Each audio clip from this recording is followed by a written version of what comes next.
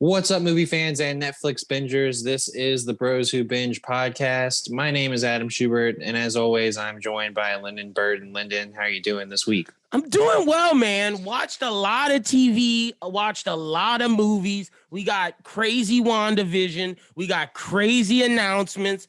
Your Honor is off the Richter scale of crazy. And then, brother, am I ready to get into Malcolm and Marie? Because I have so many takes about that movie. This is a movie that we're going to talk about on this show and on the Bros Who Think podcast, because the relationship conversation started in this show, and that movie was absolutely crazy. No, I think this is not a movie to watch with a significant other. No, you'll get in a fight real quick. Oh, yeah. I'm happy I didn't watch it with my girlfriend, because based upon how certain people felt, but see, I'll admit this. I'm going to save it for the review. Just know there were times where I agreed with John David, but there was also times where I agreed with Zendaya. So it was just going back and forth. At the overall root of the thing, I think we can agree that Zendaya was right.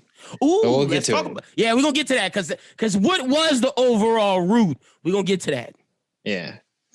All right. But we got a lot of news stories came flying under the radar hour before we started. So there's a Michael B. Jordan story that blew my mind that's going on right now. I don't even know if you have that in the docket. I'm going to put it in because it's really important. All right. Well, I did hear that he does have a movie coming out that Tom Clancy movie is going to be coming out in April. I think it's Amazon, a TV. So. Is it not a TV show? It could be a TV show. Yeah, I just saw Amazon April 30th. I'm about to put that in the notes. But also, what have you been watching recently, brother? We haven't talked about that in a while. Pretty much a lot of the stuff to keep up to date with what we're doing. I mean, I watched WandaVision on Friday morning.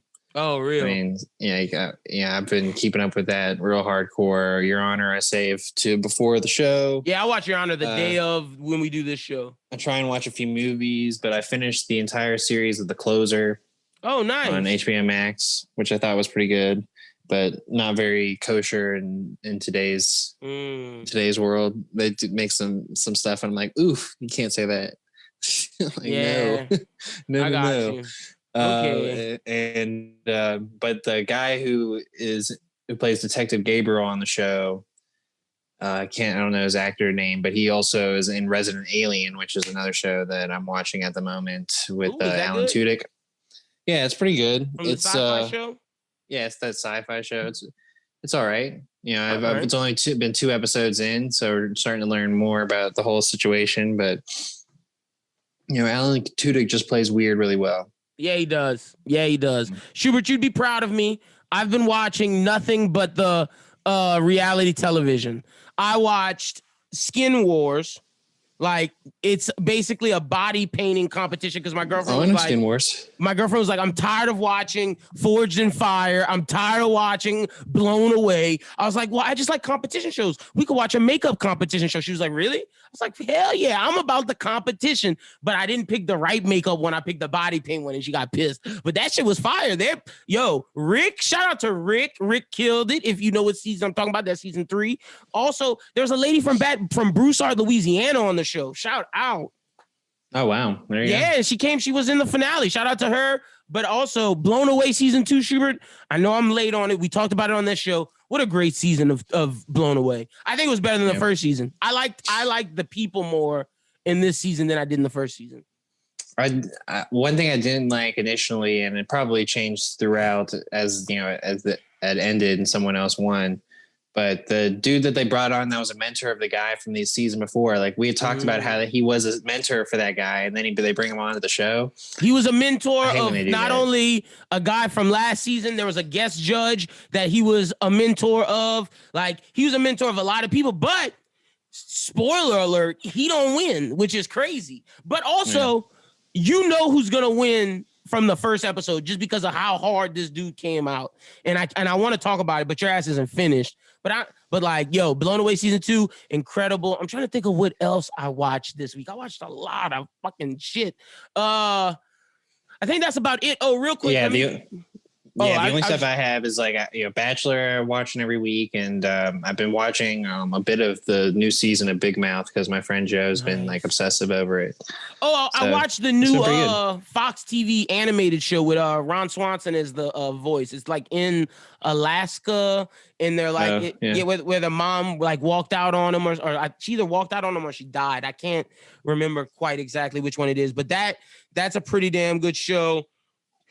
What else? But that also, let me mention, because we are growing this community, we're loving how you guys responded to Pitch It. Also, sorry that the Pitch It VOD took forever. A lot of the stuff got pushed back and released the next day, but this will be out first thing in the morning, and you will have the Pitch It Hashtag match by lunch, and then you'll have the Jake Madison one by the afternoon, if not the next day. But they'll be out tomorrow.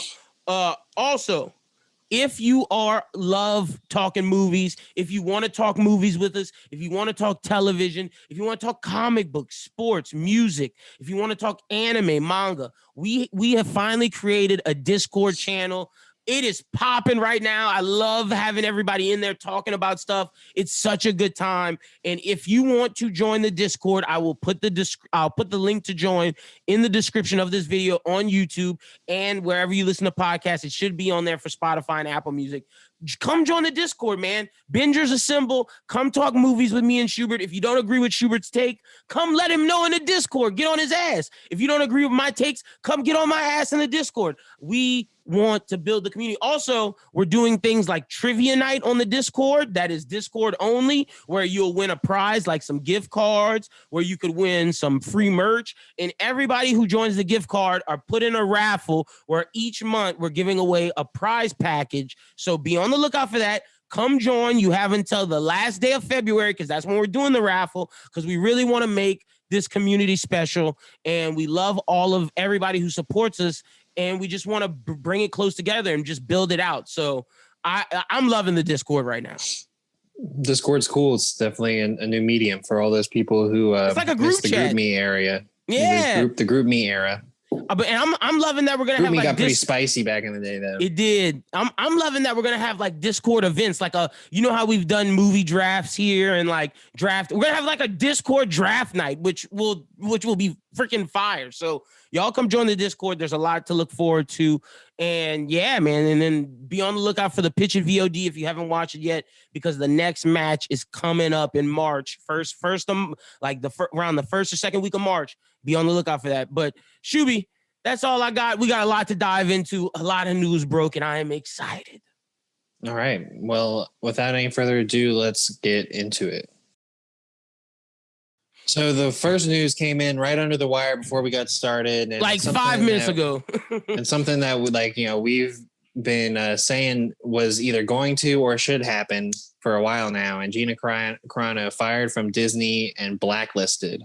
So her career in Hollywood is pretty much over. And she's getting back into fighting. I see people defending her, like the Rubin Report guy, Dave Rubin. And I'm just like, the disrespect. We're not a political show. We keep this strictly movies. We like to make this show a good time, but certain times these things cross and intersect. And we just got to be honest. The way that she was disrespectful to the Jewish community is just absurd, which she was correlating. And then her comments on Corona, it was just everything that she said was a snowball effect. The Corona stuff, I could see where you could push back and be like, well, you can't fire her for that. But it was a snowball of the other stuff. But it started with the transphobic stuff that she would do. And not necessarily being like outright saying that she doesn't like trans people or stuff like that, but just like the way that she was saying things and the comments she was saying, it was not very respectful. And I think it's especially telling on her character when she's working with Pedro Pascal, who has a transgender sister. So...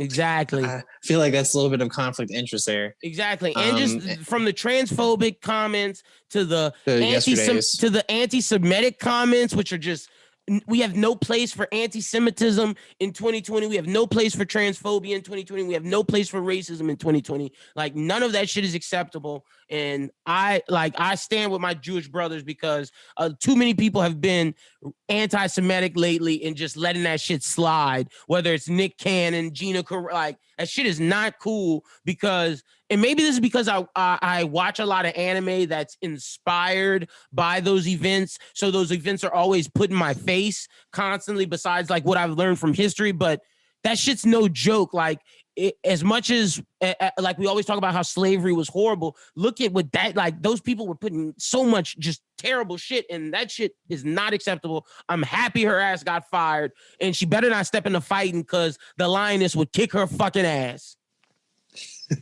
I don't know enough about UFC right now. The Holly Holm would kick her fucking ass. Yeah, probably. Maybe she and Rousey need to have a. I hope Ronda better not step into the ring, because if Ronda step into the ring and lose, I'm gonna be so mad. She got to whoop Gina Carano ass. She been acting. Jesus. But let's get to some actual. Let's start the movie news, because there's some good movie news this week. So a lot of talk has been around the Last of Us series adaptation on HBO, and they finally cast their Ellie and Joel, Bella Ramsey from Game of Thrones, and Pedro Pascal, the Pedro Pascal-sons. Let them know who the Game of Thrones character is, Bella Ramsey. She's very important. What was her name? Something more. Hold on. I'm gonna get Mormont. Yeah, I just don't know her first. And she was it was Lil Mormont. Yeah, like she was the Duchess of who stood up all the time. Yeah, people. Hold on, I'm about to pull up her name. She was the north, from the north or whatever. The little girl. Yep. Hold on, I got you. Give me 1 second. I want to say she's like 18 Leanna. Years old. I didn't know that. Well, she's 18 now. Yeah. Oh, crazy. I did not know her name. She was 18 years old. Yeah, I think that's her name. Yeah, Leanna Mormont, and she was amazing in it. So to have her and then Pedro Pascal as Joel, I know everybody wanted the other Game of Thrones character. What's my boy's name from? Are you talking about Jon Snow? No. They wanted the Lannister who got his hand cut off. Jamie Lannister. Yeah, Jamie Lannister. My boy Nikolai Coster Waldo. Whatever. Yep, Nikolai from Shot Caller. I don't even call him from Game of Thrones no more. He's from Shot Caller with my boy, the Punisher, John Bernthal. Great movie. That's something I watched. But this is great casting. Like you said, we're in the Pedro Pascal-sons. He's now gone from Wonder Woman, where he was great. The movie might not have been great, but he was great. Mandalorian, his Narcos run, and now to this. Magnifique. Yeah, I mean, he's killing it right now. He's just in everything. He's one of the best actors. To me, he's on that list with John David, with Robert Pattinson, Oscar Isaac. Pedro Pascal's in that list. I don't know. He's not on the Oscar side. He's on like the blockbuster side, and that's okay. That's okay, yeah. So I mean, this is something that kind of melds the group, because I mean, like, to give a performance in Last of Us has got to be pretty powerful. Mm-hmm. So we'll see what he does here. I think it's a pretty exciting casting on both fronts. And it's a big role for him, and it's a big role for her. So I'm excited for her. I'm excited to see how all of this shakes out. Next up, we got to get into the trailers for this week. I'm going to save the best for last, and I'm not going to start with the best trailer. Let's start off with Fast 9. Schubert, are you excited for this movie? When I saw that car moving sideways due to Magnet, I was just like, what are we doing? They're about to send him to space. Shout out to Luis, our friend No Lapels Reddit. He loves this franchise. I'm so sick of Fast and the Furious. I'm glad I stopped after 2. 2's the best one. Ejectocito, cuz. Push the button. That's my favorite one. 1 and 2 are very good movies. Like, Tokyo Drift is good as well. All right, well, if there's people out there that have like a Fast and Furious bad taste in your mouth or whatever, go rewatch or watch for the first time the first 2 Fast and Furious movies. And the third one, I'm gonna say fantastic movies. I'm with you. The first 3 are amazing. Once they get to 4, 5, 6, that's where it just goes off the rails. We should just have the Rock's franchise with Jason Statham. Well, there's no need to bring Vin Diesel back. Hobbs and Shaw, I would say, have the Makes new sense. era of Fast movies made sense and fit. Because let's not act like Vin Diesel and Paul Walker weren't just car thieves at first, and now they're basically superheroes fighting evil organizations that the CIA can't defeat. But we're getting these car thieves from Los Angeles to go defeat them. Yeah, makes total sense. Fast and Furious 9, whatever. Booty. Let's get to the next one in terms of just how I think they're going to be good. Let's talk about Old, the new M. Night Shyamalan movie. The trailer came out. It gave me a lot of Ari Aster vibes, like Midsommar, Hereditary. It looks interesting. my thing, is like, okay, we're thinking about Ari Aster, but you can even go back and be like, Ari Aster I wouldn't say took his style from M. Night Shyamalan, but a lot of elements that he does were very M. Night Shyamalan-esque from the beginning years. That's true too. There's been a lot of out of M. Night Shyamalan for a while. Most notably for me is that Avatar movie. But getting into a scarier situation is more of his element. That's more his bag. Yep, thriller, horror. I thought Split was really great and Glass was pretty good. So I mean, Glass that's the most recent work that we've seen from him.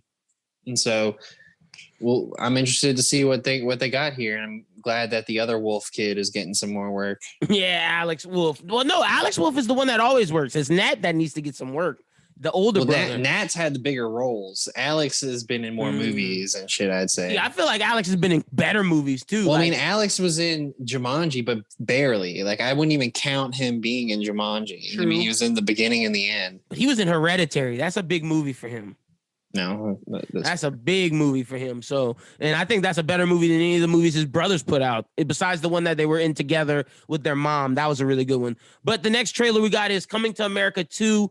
Look, I'm a big Coming to America fan. I'm a big Eddie Murphy fan. That'll probably be in the next Run It Back poll. We're gonna have an Eddie Murphy movie in because we're trying to do as many Black movies as we can for Black History Month. But this movie makes no sense because the premise is when he went to America, he banged another woman before he met the McDowell woman. But if you've watched the first Coming to America, please just tell me when could that have occurred? Because the moment he touches down, he gets a job with the McDowells. He's not interested in any other women, and he focuses on her. I get what they're doing, but it seems like a cash grab, and I can already tell you how the movie's going to end based upon what the trailer said about how he's in a shitter because his daughter wants to be his heir. There's no way they have that theme in there and they're going to give it to the man to be the heir. No, his daughter will end up being the king/queen of Zamunda. Probably it's going to be like him going out to search for that and then realizing that it's not even his son.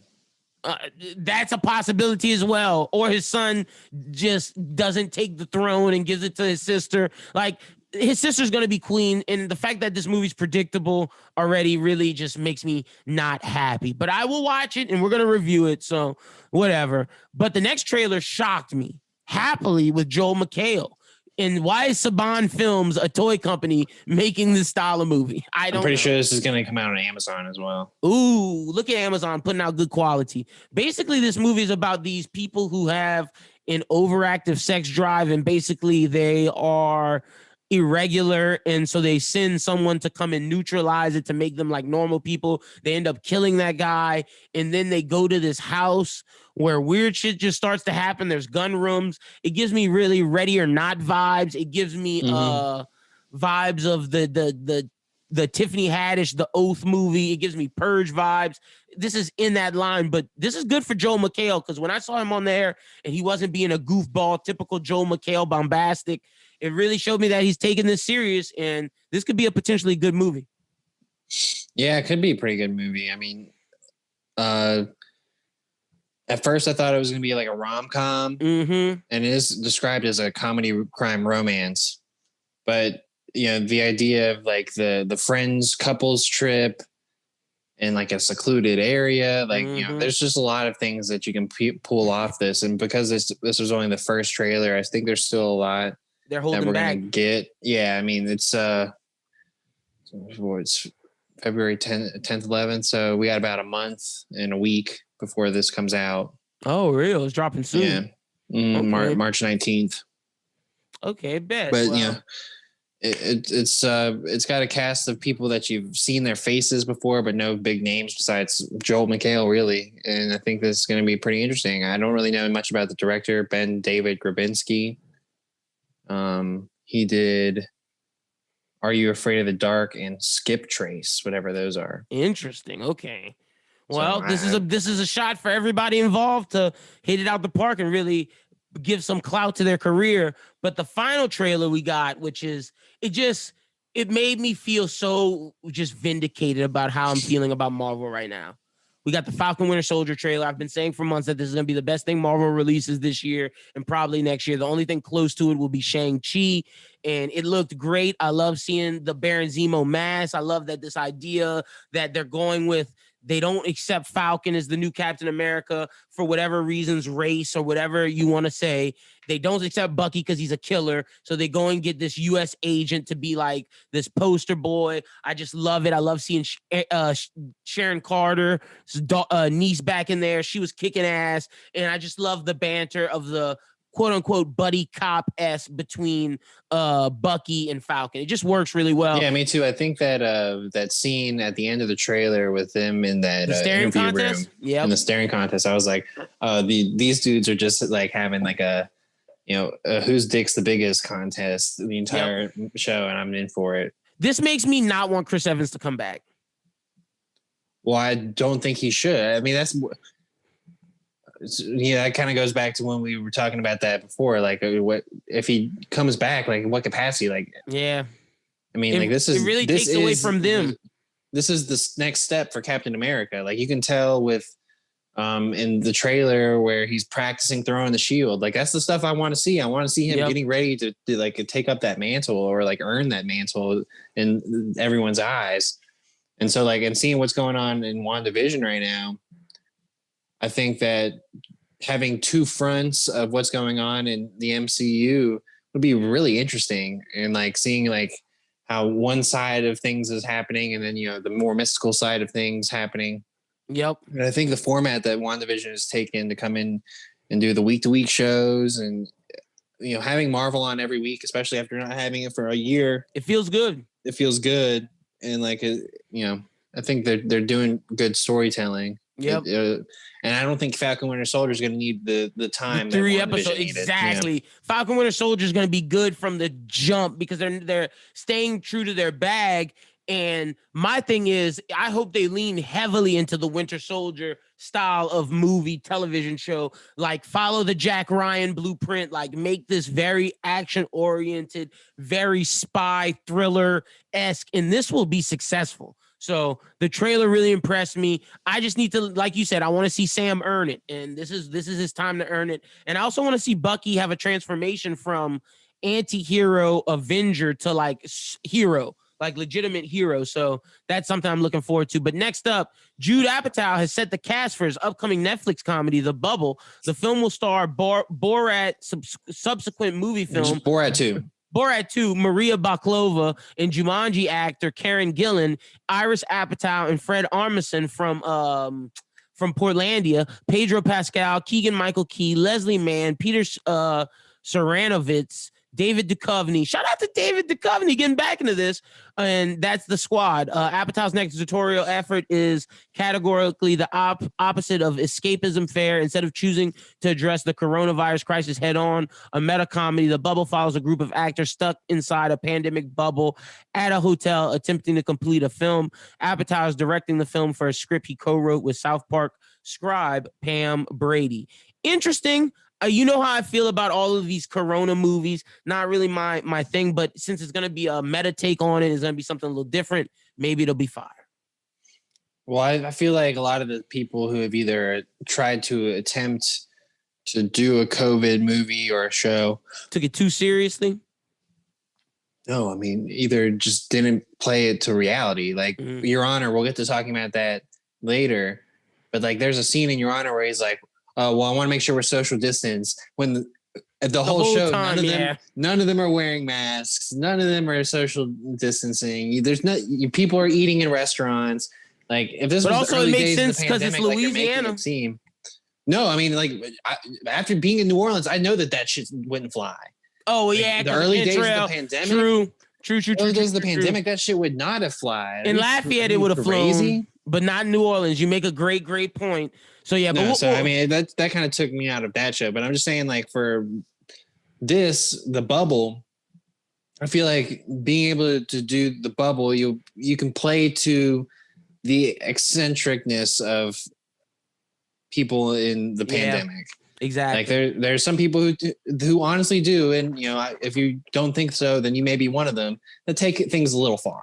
I mean, and I think that's going to be, and we need someone like Judd Apatow to come in here and give us a little bit of comedy about it. And you can do it on both sides too. Yeah. Like the people stocking up on toilet paper, clowning, still wearing 4 masks and like doing all that shit. And then the people who just are out partying every night. Like they could be a guy trying to get out the bubble. Like, nah, bro, I'm trying to leave. Like, this ain't real. Yeah, that's gonna be Duchovny. No. Mm-hmm. But next up, we got, this is what I'm excited for. Finally, I thought this wasn't coming until 2022, but we finally got an announcement for Amazon's new Tom Clancy film, Without Remorse, has received a release date. It'll be dropped on April 30th. The With Remorse is based on Tom Clancy's espionage novel of the same name and will be joining his other series, Jack Ryan, on the service. Interesting enough, I believe they're going to be doing a crossover, but this is about Michael B. Jordan will be playing the main protagonist, U.S. Navy SEAL John Kelly, who finds his family killed by a Russian unit of soldiers in retaliation to one of his previous top secret missions. Seeking vengeance, Clark joins a fellow SEAL team member played by Jodie Turner-Smith, an enigmatic CIA agent portrayed by Jamie Bell, but ends up exposing a covert plot that can result in America going to full-blown war with Russia. Good cast. I want this to be successful so we can see Michael B. Jordan team up with John Krasinski. Shout out Jodie Turner-Smith getting another big role. Mm-hmm. This sounds dope. Yeah, this does sound pretty dope. The idea of the crossover doesn't excite me as much, but I assume it'll be very little. Like, I mean, I just don't want this to be a show that becomes Jack Ryan and John Kelly. I want it to be like John Kelly has his show, Jack Ryan has his show, and maybe like they have like a culmination event similar to like what the Flash and Arrow did. Okay. I'm not mad at that, but I definitely want them to team up at some point because that's part of the Tom Clancy universe. And good for Michael B. Jordan. We've been talking about this movie for a while. He needs this to be successful to keep his name, ringing in the streets. The pushback I'll put on that is Michael B. Jordan really need to be bogged down with the television show? Or I guess it's a movie. This is a movie, yeah. Yeah, it's a movie. Okay. And then everything's on streaming, so, I wouldn't be mad at it. And then he could just recur on Jack Ryan. Yep, or Jack Ryan can go into his next movie. Okay.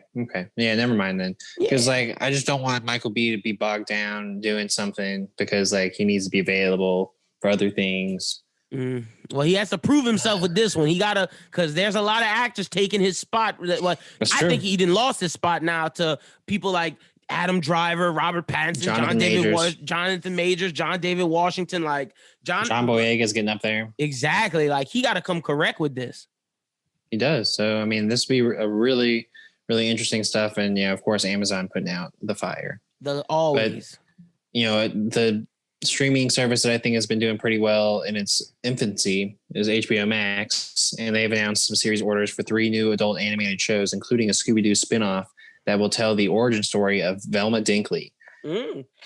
Interesting. So, the aptly titled Velma will unmask the complex and colorful past of the underappreciated brains of the Scooby-Doo Mystery Inc. gang.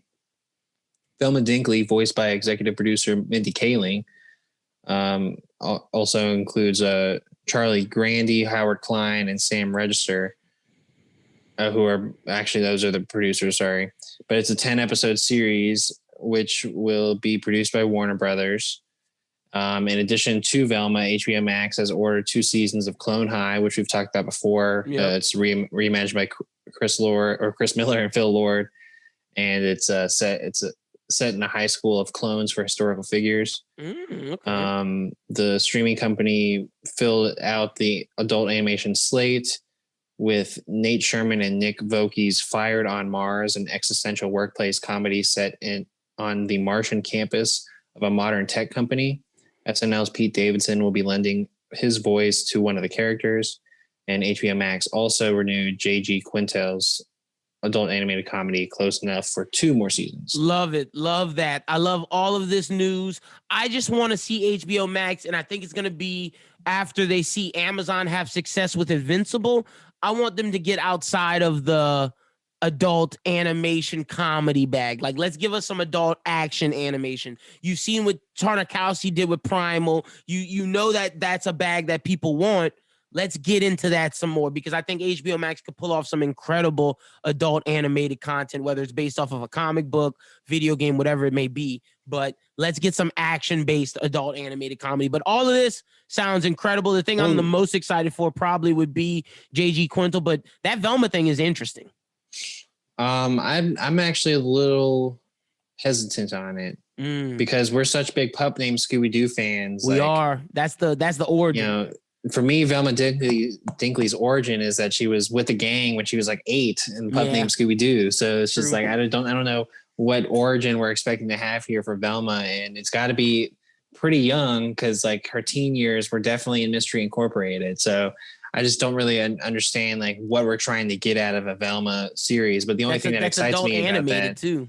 Yeah, the only thing that could excite me about that is if they do it one way that they're trying to, in a way, reboot Scooby-Doo as like getting all these origins that could come together for a new show. Let's see, 5-6 years down the line, and do it Harley Quinn-esque style where it's gonna be telling like something that we're familiar with, but bringing some adult. I mean, I think an adult animated Scooby-Doo for the audience that Scooby-Doo grew up with would be great. I mean, that's exactly what they would get the characters that they had loved before, and now they get them in a way that's a little bit more relatable to their speed. Them. Yeah, right now, 100%.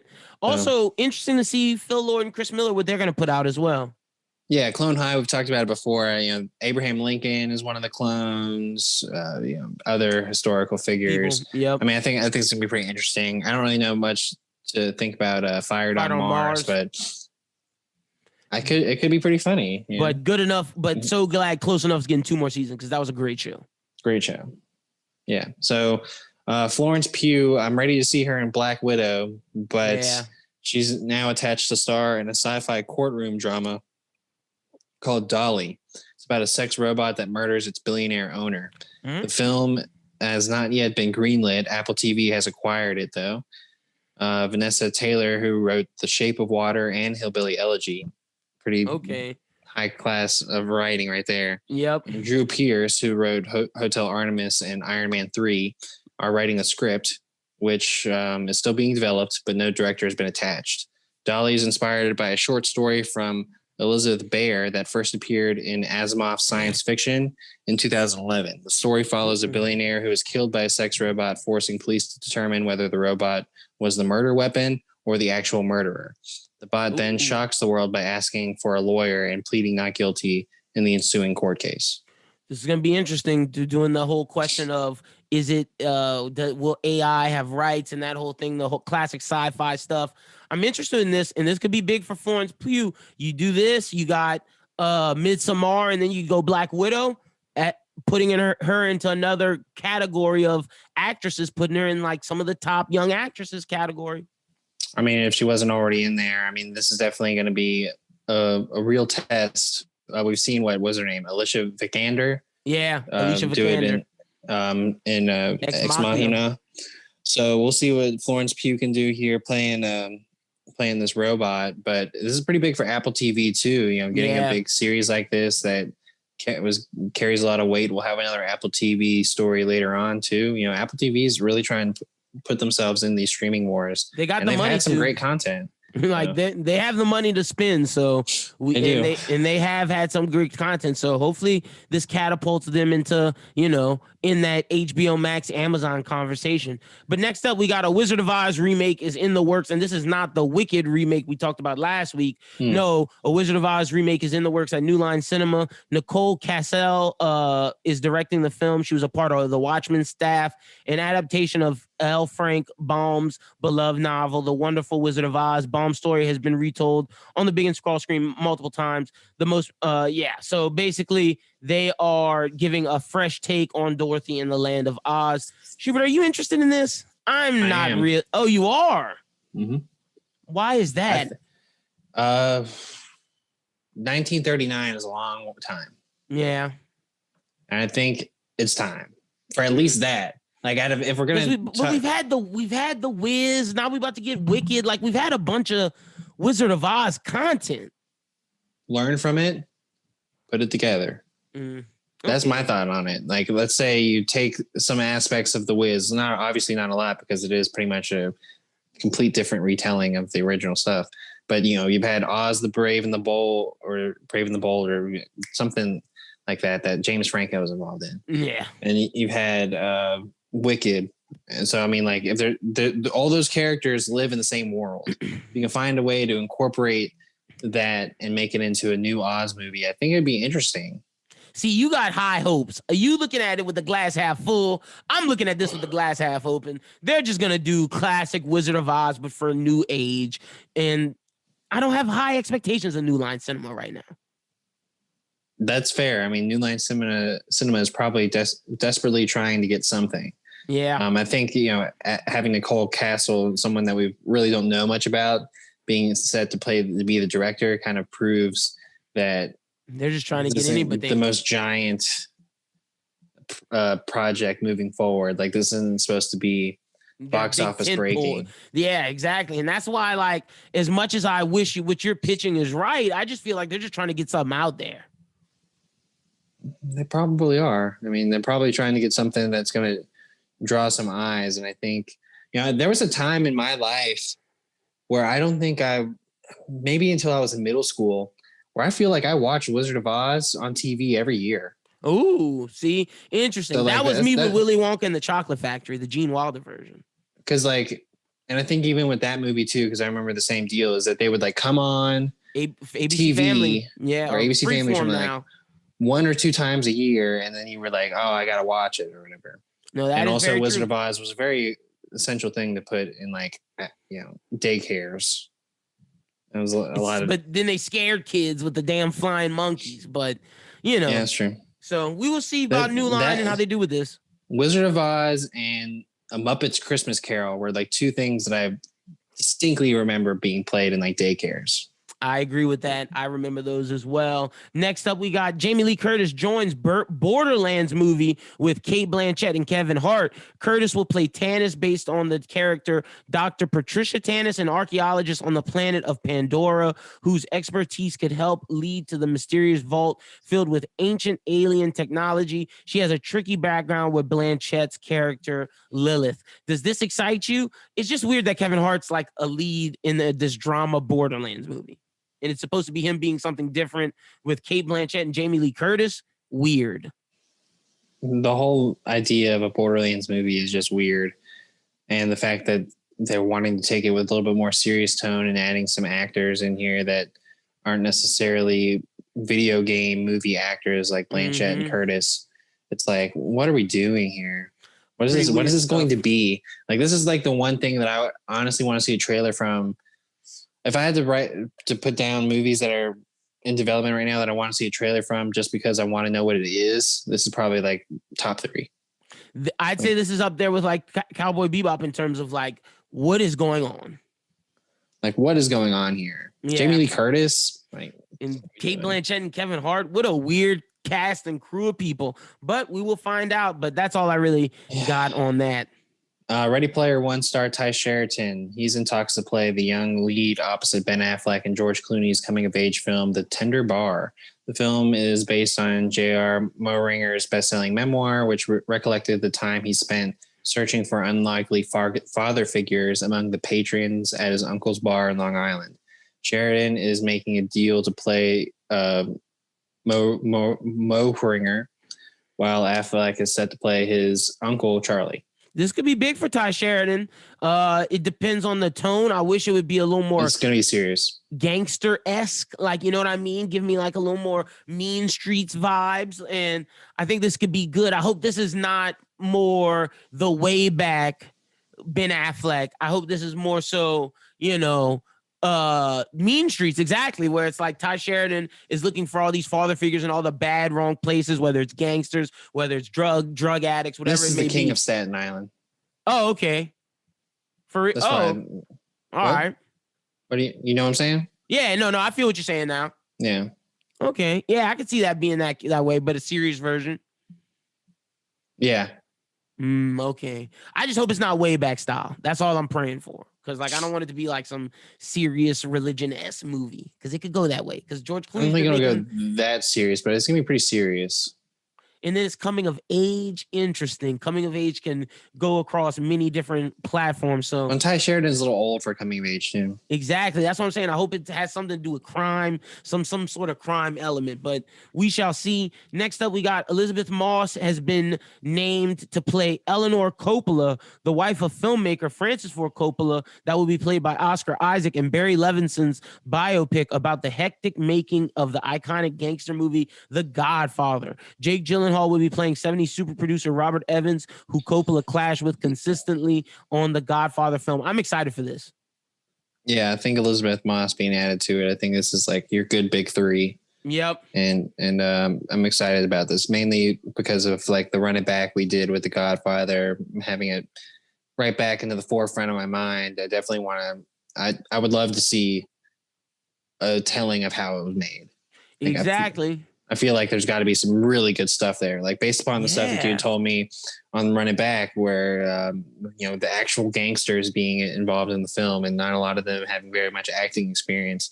Like I want some of that to be, and then all the different beefs on set, like James Caan having beef with all of them, pretty much. That's why Sonny wasn't coming back. Like so much just crazy stuff that happened on that set is going to be great. Also, just little note: Barry Levinson is the father of Sam Levinson, the movie that we're reviewing today, Malcolm and Marie.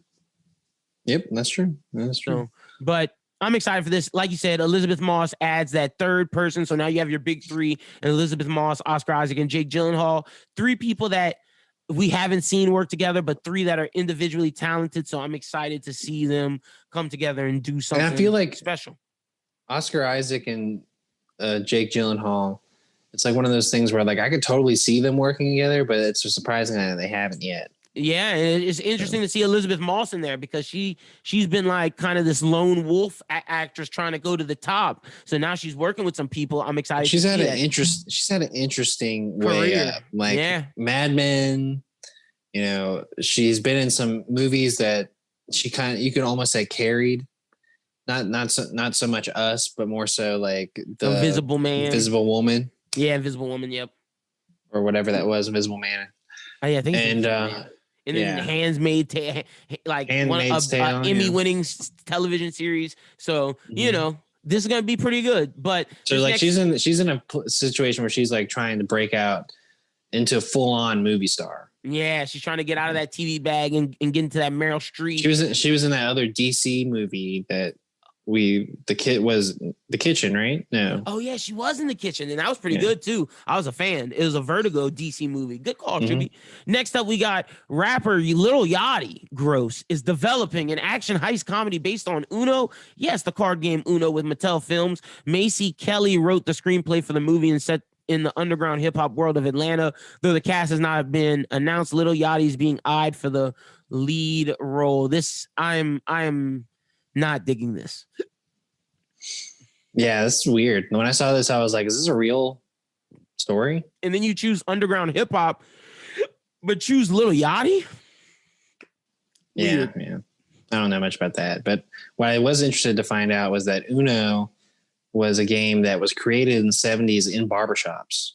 Oh, cool. So I could see where that might play into a hip hop Atlanta movie. All right, I'm down for that. Just I don't want to see Lil Yachty as the star. He got to dye his hair. Weird.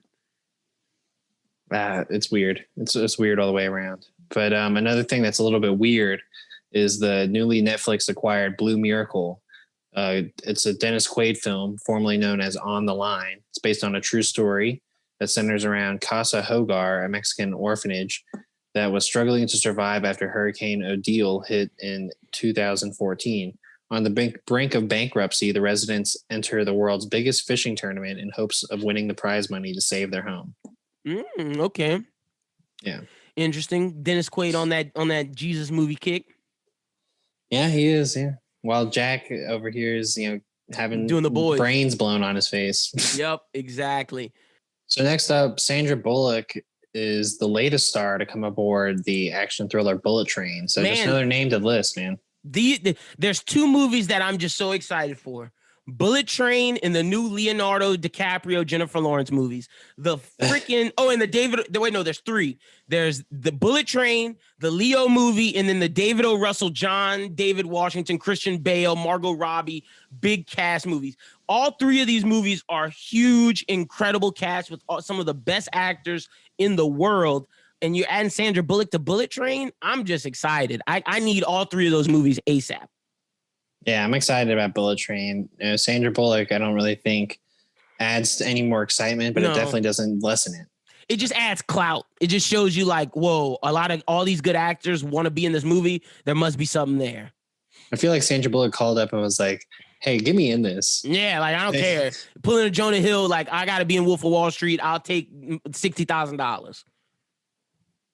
That is a good story. Yep. So especially since his ass is the one who like cursed the most. Yep, exactly. Yeah. But we'll talk about that when we review Wolf of Wall Street on Run It Back. But next up, here's some DC news. We got a little DC block section right here. Despite multiple online rumors suggesting otherwise, Henry Cavill will not appear as Superman in the upcoming DC film Shazam: Fury of the Gods. The two sources who with direct knowledge of the production and Cavill's schedule confirmed to Variety. This tells me that if you didn't know already, now you know. Henry Cavill's out as Superman. He is out. Robert Pattinson is going to get a Superman. As you can tell, they're putting Superman costumes and Wonder Woman costumes in his universe, which means they exist. If J.J. Abrams is going to direct a Superman movie, we're getting a new Superman. And even if J.J. Abrams doesn't direct it, I think no matter what, we're getting a new Superman for Pattinson, and it's not going to be Cavill. But do you think that Superman would either debut or appear in Shazam? No, probably not. But it just depends on if they want to connect Shazam to that universe. They do. Okay, well, that's possible. They do. Then. That's possible then. I can see that happening. I was talking in the Discord today. Funny enough, I got a pitch for how Henry Cavill can come back. Because once they get Robert Pattinson established, The Flash, Suicide Squad, they're going to do some form of Infinite Earths, a crisis of some form.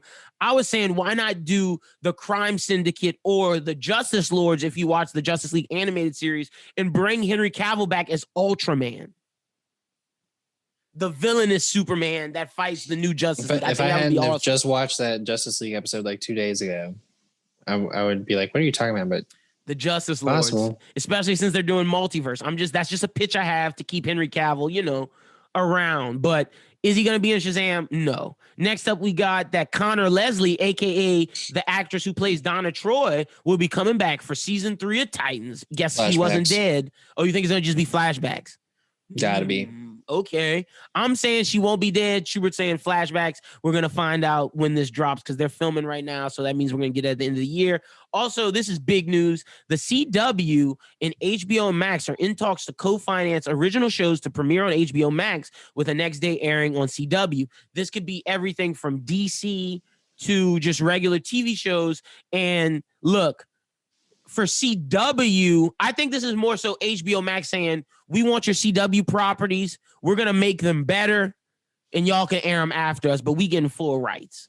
And I think that's why they haven't come out and fully gone through it because CW's like, huh? But like, I think HBO wants creative control and like, y'all can just take the leftovers. Now, how would that affect the live action Powerpuff Girls? Maybe it's a little more serious and maybe it's better because HBO Max is putting a hand into it. Look, if HBO Max is helping control some of these shows, if it gets me a better version of All American, let's go. Yeah, I mean, giving HBO Max creative control would definitely be served well. It all depends on what CW wants out of itself moving forward. Yeah. Like, does CW want to become the Hulu to Disney Plus, or that's what it seems like it's going to be. The live television version of it too. The live television version of HBO Max. Is that what they want to become? Because like, it would be a good marketing strategy for them if they can make money off of that. It'll work for Warner Brothers for sure. It'll be like a pipeline.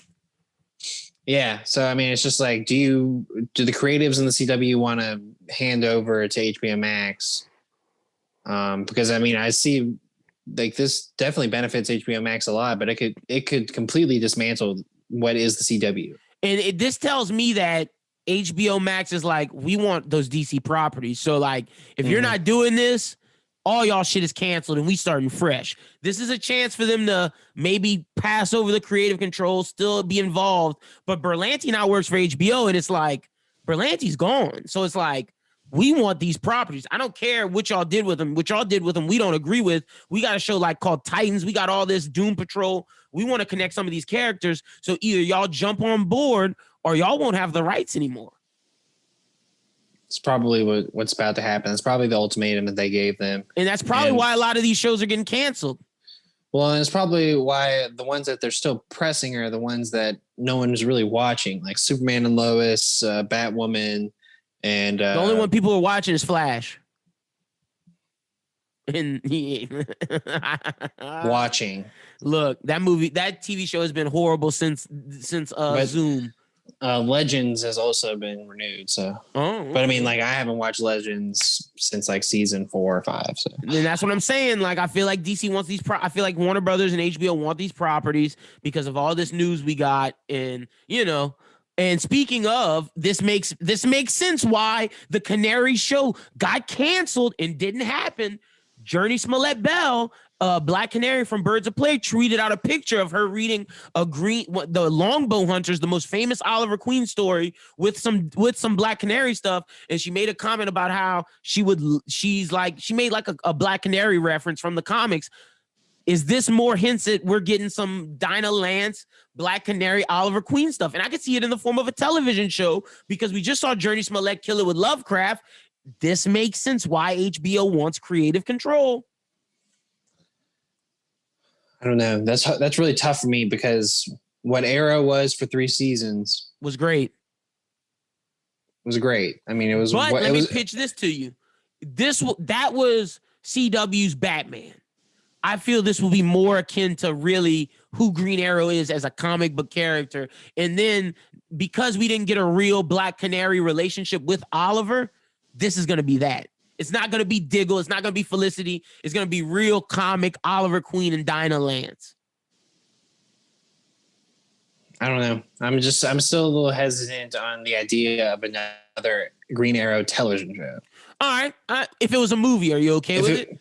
I'm 100% down for a movie. All right. Like, and that could be like a recurring movie. Like it could be Green Lantern and a second Green Lantern or Green Lantern and then mix it into some other stuff. But like, I just don't know if I want another Green Arrow television show because like if it's HBO what I got Max, from 3 seasons. But I'm saying, well, what I got from 3 seasons of Arrow, it's like was perfect. Yeah, it's like saying that when Batman the Animated Series came out and finished, like 3 years later, we're going to do a different Batman the Animated Series. We did. They did. It was called The Batman. They did the Batman. They did Batman the Brave and the Bold. And then they tried the Batman with the long ears, which was horrible. The Batman wasn't that bad. But I mean, like, sure, if it's going to be better, then I'm sure I'm going to like it. But it's just like one of those things where like... You got to see it to believe it. See it to believe it, but I also feel like show some respect to what to Stephen Amell did. It's over with, bro. It's over with for all that. Stephen Amell's a wrestler now, dog. He got a wrestling TV show. It's over. We're not showing no respect for none of that. HBO is like, look, we got a Peacemaker TV show coming out, baby. You think they showing respect when they got a real Gotham PD show and Fox had Gotham that turned to the Bruce Wayne origin story? HBO don't give a damn. They're trying to make the best content out. So I could see it happening, Schubert. And Journey Smollett-Bell has a relationship with HBO, a very good one. I just think it's possible. And speaking of Peacemaker, Nut Lay has been, and I butchered that name. I have no idea how to pronounce it. Probably Nut Lee. Nut Lee has been cast to recur on HBO Max's Peacemaker as Judo Master, which is fire. This is gonna be great. About it, but, I mean, he's just a kung fu master. He's just that's what it sounds like. Like, I am excited. Also, you know that this is real. Let me tell you another reason why this is going to be great, and another reason why I feel like HBO Max is trying to get all their properties. The DC Comics hasn't had Peacemaker in a while. He's now in the Suicide Squad as one of the leaders going forward in the new version of the Suicide Squad that's in the new comics of DC Final or DC Future Sight or whatever into the new Frontier line. So that shows you that he's the guy. He's the guy going forward. Interesting.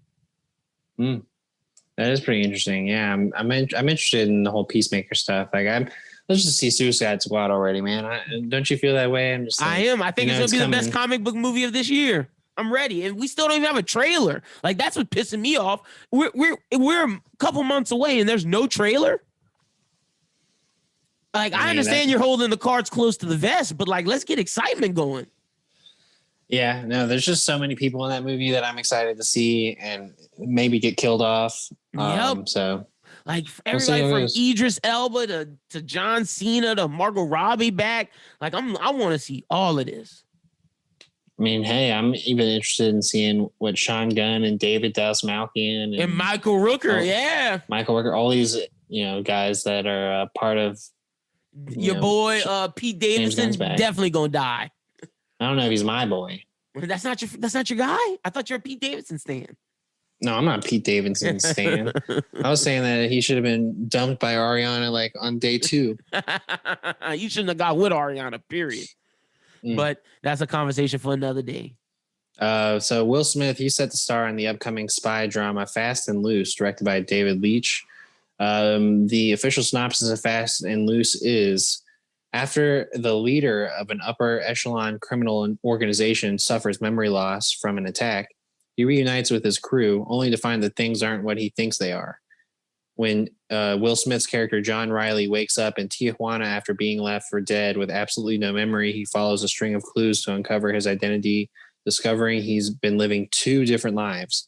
One as a super successful crime kingpin surrounded by beautiful women, expensive toys, and a lavish lifestyle, and the other as an undercover CIA agent, but with a puny salary, no family or home life whatsoever, and 0 trappings of success. The problem is he can't remember which of these 2 personas is his true identity, and more importantly, which life he wants to live. I hope this is good because this is giving me vibes of Gemini Man all over again. Will Smith needs a hit, man. But luckily, David Leitch, if Will Smith doesn't like make him keep it G-rated, David Leitch has shown that like, he gets violent. We saw with John Wick. We saw with The Nobody. Like, if this is going to be Will Smith getting violent and giving us an action movie, which I think he needs to do because he passed on Django, he passed on a lot of these really dope projects, I think this could be sort of revitalization for Will Smith. My whole thing is, David, is Bullet Train done or what? Like, let's finish Bullet Train first before we get into something else. But most recently from him, was Hobbs and Shaw that I had seen, and I really enjoyed Hobbs and Shaw. I enjoyed Deadpool 2. I mean, it wasn't Deadpool 1 for me, but Atomic Blonde and John Wick. I mean, like, this guy 2 of my favorite properties. Action films. That's a fact. So, and he made Charlize Theron look ultimate badass. He made Keanu Reeves look ultimate badass. If Will Smith lets him do what he's supposed to do, he will look like a badass. Like Bob Odenkirk is looking like a badass because of David Leitch. Like, let's get it going. No, exactly. I mean, this could be the action film we've been wanting for Will Smith for a while. Yep, I agree. And I like the concept of him living these 2 different lives and trying to figure out. They just better pull it off right and not make it Gemini Man-esque. Yeah. But our last story today, iCarly's on Netflix. I actually watched some of it last night. And the revival is going to be on Paramount Plus. It's going to be one of their marquee shows. I don't know if you've heard about Paramount Plus. I saw it all over the Super Bowl. If you didn't watch Super Bowl because they had like 17 commercials about it. About stuff that I'm not interested in. No. All the Star Trek shit. I don't give a fuck. But iCarly is pretty much the main draw to Paramount Plus right now. And the series is going to be set a decade after the original, during the modern TikTok era, and it's going to follow Carly's journey in her 20s with her friends and family, including her pansexual bestie roommate and Freddie's snarky stepdaughter. Oh, damn. Does that mean Sam's not going to be in it? Sam will not be in it. And Jeanette McCurdy dropped her nudes? They got beef? No, Jeanette McCurdy said about her time on iCarly, I started out as a child actor. That certainly lent some psychological trauma. Sound guys can be especially creepy. They're not fucking with Dan Snyder. That's what that is. pretty much. Is he involved in this? I don't think so. Yeah, I was about to say. Yeah, I don't blame her. Yeah, I don't blame any of those Nick stars if they never want to work on any of those properties ever again. Currently, McCurdy's only pursuing careers in writing and directing.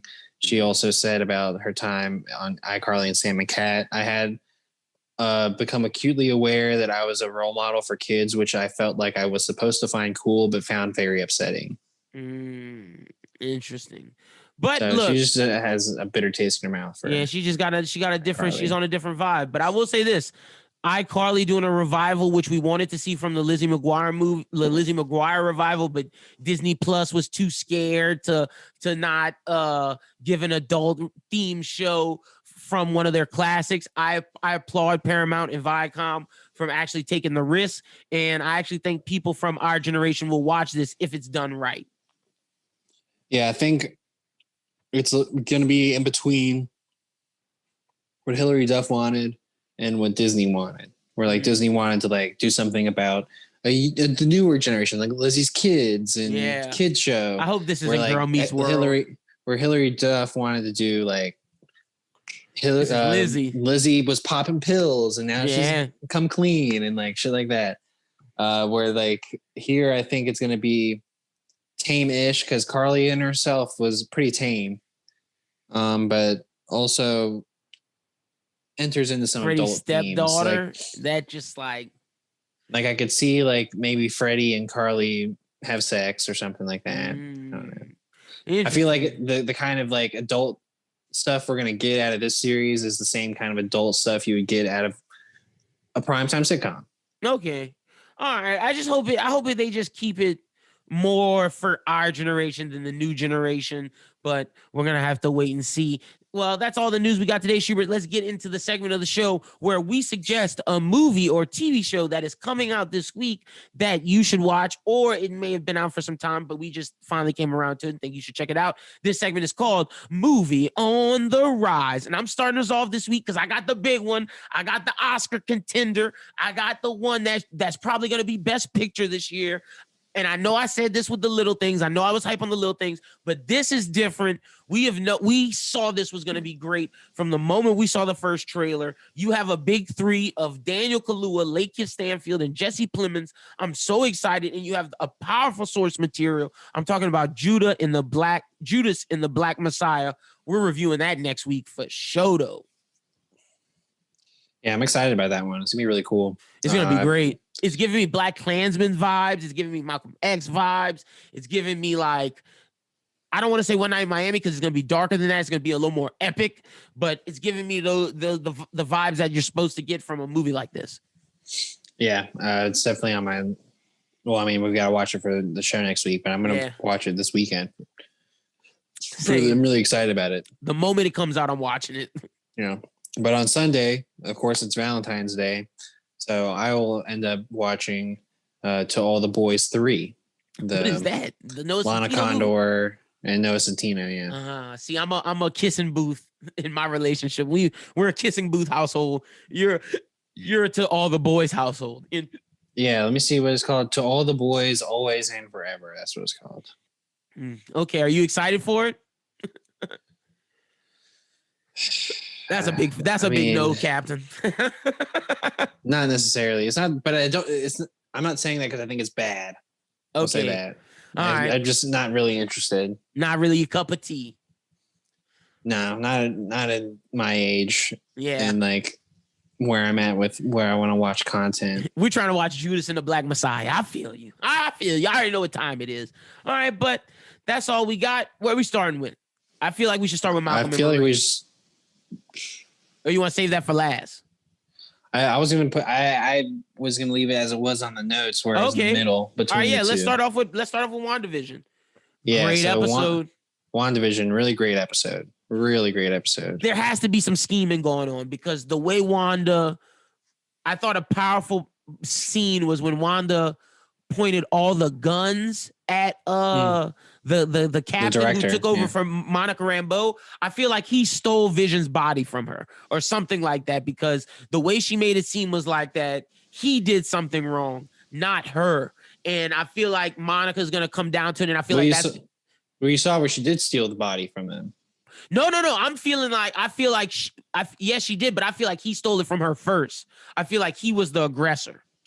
So you're saying like she had already had it and then they took it from her and then they took it back? Yep, 100%. Yeah, I mean, there's definitely more to that story than we're being told. We're kind of seeing it through Monica Rambeau's eyes right now. So as she learns, we're going to learn. Something else that I thought was important.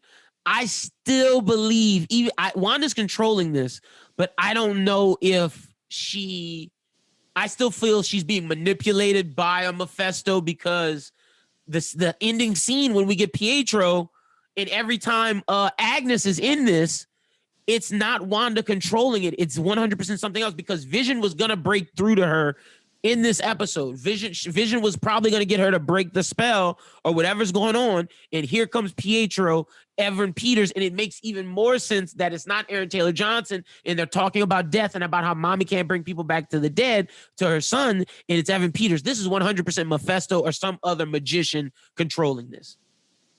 Yeah, and before we get more into the Evan Peters thing, I definitely think that that's the case. And I think it's going to be more so in these next episodes that we'll find out that there was some extracurriculars, another person, because like you said, where Wanda was getting de-escalated, Vision's fully is aware of the situation he's in now after the conversation with Norm, which I thought was pretty telling. That was awesome. Yeah, that was a good scene. Still don't know if Vision's alive. It's weird. And I know we saw the dead body parts, but like how, if he is a creation of her, then how is he able to break free unless he is really her subconscious, and this is her subconscious trying to fight free, and this is the only way she can. That's I possible. Can believe. That's like some Batman, the animated series stuff where Batman's subconscious has to fight free. That's something I can see where she's creating this, her subconscious is creating this to help her break free. And that's why Evan Peters came at that time. Makes a lot of sense. Yeah, I can see that. Another scene that I thought was pretty telling was where Agnes forgets her line or like gets stumbled off or whatever. I was just like, whoa. My girlfriend was like, what is happening? Yeah, that's more so, I feel like a feat in film and how they shot it is like you're getting through the laugh track and feel it's an 80s show. You just had like that eccentric opener song, which I always like that. I like the intro songs because Full House-esque. Well, I don't think it was Full House-esque. We're gonna get Full House-esque next week. Oh, so what was this? Three's Company-esque? The Wonder Years. See, I thought this was Full House era. So that's Cosby Show. I don't know. Okay, so Cosby Show, Three's Company era. I got you. Yeah, so 90s are next week. Okay, or this week. But yeah, but when Agnes looks at her and like asks her if she should take it over, everything goes quiet in the background, and like you can tell that there's just a shift. And it's just like, it makes you feel uncomfortable. Yep. And I'm just like, this is just like, it kind of gives me goosebumps just thinking about it. Like, but that's also another reason that they did that. That's also another reason why someone else is in control. It's like definitely another reason why someone else is in control. But just the way that this show has progressed from 1 to 5, I think that like, after 4, we were pretty much like, this is the show. Yep. This is what's going on now. I like that we're going back and forth between what's happening outside the hex. I love it. And what's happening inside. A lot of this, they're giving her natural stuff from the comics because her powers are called hex powers. The director was like, "What's her name?" She never got a name. We're gonna get the Scarlet Witch at the end of this. I love a lot of that stuff. And I was racking my brain thinking about it. I was like, did anyone really call her Scarlet Witch? I think they might have said it like once, maybe, but she was always known as Wanda. Exactly. So like and then the accent came back this week. I was like, the accent did come back. That's exactly what I was going to say. Gross. It came back ish when she walked out of the bubble. Yeah.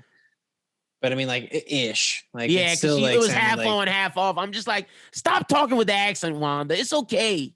But it's annoying because like I don't want her to talk in that accent, but I'm also getting really annoyed with her sitcom persona. Oh, me too. I'm so the only parts of this show that like I get fully invested in is when we get outside the bubble. Everything outside the bubble feels like a Marvel show, and I love it. I actually like a lot of the Vision stuff right now. I think Paul Bettany is doing a fantastic job in acting. He's killing. I Like, gotta say, Paul Bettany, in terms of the sitcom stuff, is the best one involved in the sitcom stuff. yeah, I would say the same. Like, And I'd say Agnes might be second.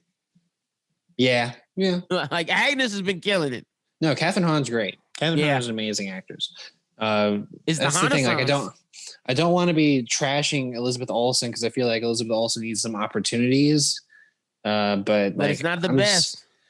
I'm just not feeling like her sitcom stuff, and then Wanda as a character is already hindered by this accent that she has to pretend to have. Yep. And it's just like that's also very difficult. But I think that WandaVision is firing on all cylinders right now. Oh yeah, right now it is amazing, and I got the kid stuff. I'm still iffy about. I'm trying to figure that out. That's Mephisto. Like I'm saying, like that since Vision's not alive in the comics, Mephisto gave part of himself with Wanda to have those kids. So it's got like.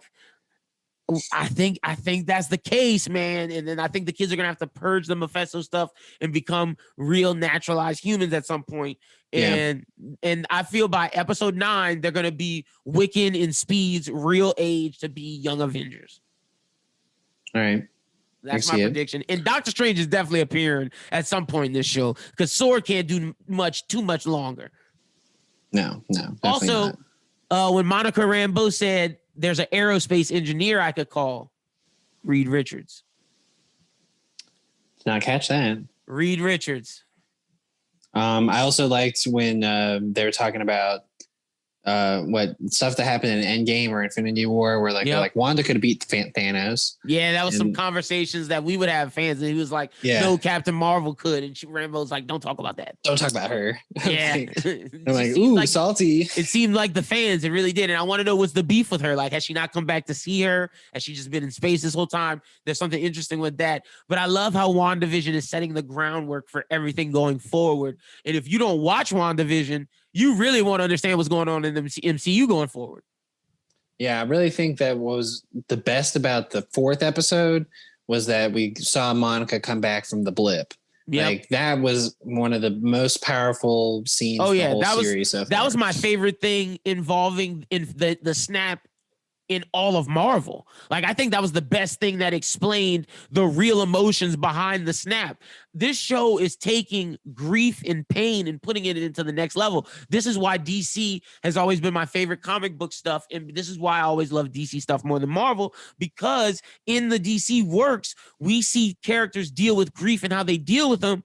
And me and my girlfriend were talking. She was like, if you died and I had to kill you and I had these powers that could do this, you're telling me I won't make a fake you to live with for the rest of my life? You're out your mind. So it's relatable to Wanda to see this grief of losing someone. And I thought it was very telling when she's talking to her sons about like, you can't bring people back from the dead. Well, Wanda, you're a hypocrite because you're doing that right now with Vision.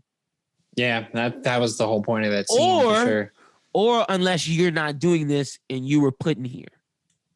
Which is what Vision brought up. He's like, I can understand like if this is something that like you were into, and then that you fell into, and now it's your thing. Now you're working with it, but we can stop, and then that's when Pietro comes in, and to finish off talking about WandaVision. What do we make of Evan Peters coming in as Pietro? Didn't like it, but it makes sense for the story because of what we're talking about with Mephisto. It's better that it's him than Aaron Taylor Johnson. Although I would have preferred to see Aaron Taylor Johnson. I mean, I think that I like it the way that it is. Are we going to see a speed move next week? That's what I'm interested to see. Is from like what we're going to get out of it. Style, like the stop time push things. As we are right now with like the reveal, I feel okay with it. But like what happens this week with Evan Peters is really going to be telling on like where the whole direction of it is going. Yep. But my whole question is like, does Evan Peters come out of this? Is Evan Peters one of the? Evan Peters is going to be a figment of whatever is going to be a figment of whatever Mephisto's creating for her. I don't think. My other thing was like, is Evan Peters as an MCU person?